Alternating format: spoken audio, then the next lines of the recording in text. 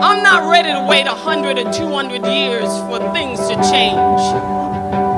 That I think actually that time is neutral. That it can either be used constructively or destructively.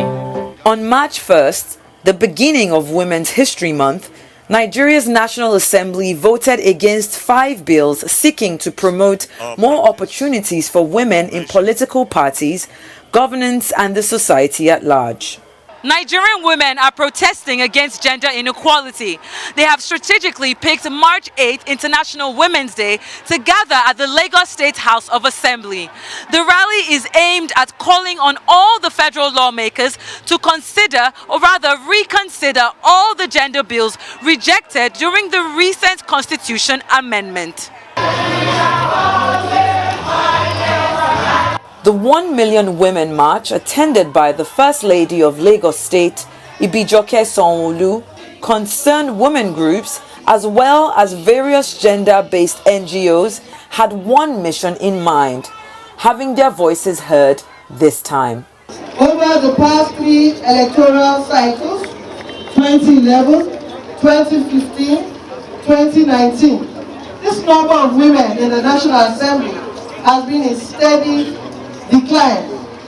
There are currently 109 senators in Nigeria, with only 7 women.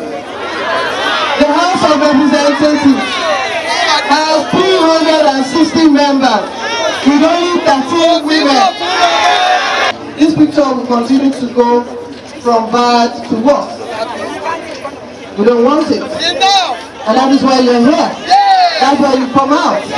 We found out that when those bills were passed, everything, let me even say 99% of the bills that concerned women were rejected. It shows that our people don't understand yet that women are the throne of this country, Nigeria. And without a woman in a place to take decisions, things cannot work. We have gotten to the point where women cannot continue to show their power back door. They need to be able to show their power on the front line. We are warriors. We fight. We battle. We struggle.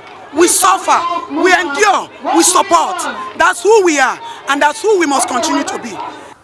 Of the 68 legislations brought before the National House of Assembly, the 5 gender bills were all rejected. 95.9% of men voted to decline citizenship to the foreign-born husband of a Nigerian woman, wherein a Nigerian man's foreign-born wife gets automatic citizenship. It denied women the ability to take indigenship of their husband's state after 5 years of being together.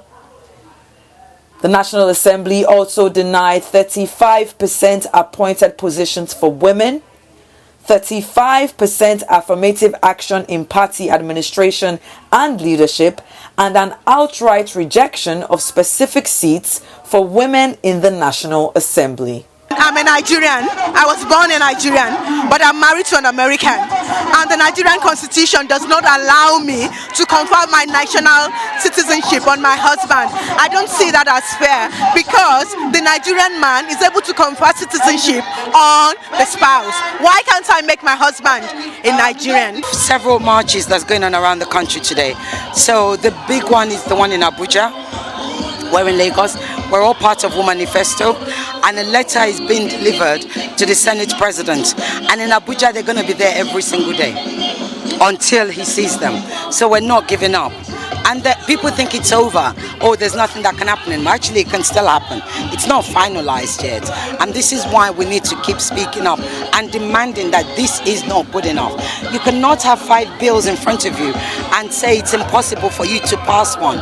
When it is good for all, or for the women, it will be good for all. So let them know that women too can help. And the women too have to let the men be relaxed. Let them understand that we're not pushing against your interest. We're just fighting for common interest and common good. And if the message is well passed, the men will begin to relax. Our beloved country, Nigeria, belongs to all of us.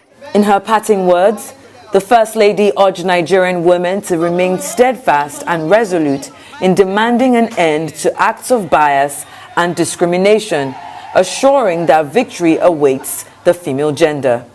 Seyitan Atigarin, Arise News, Lagos.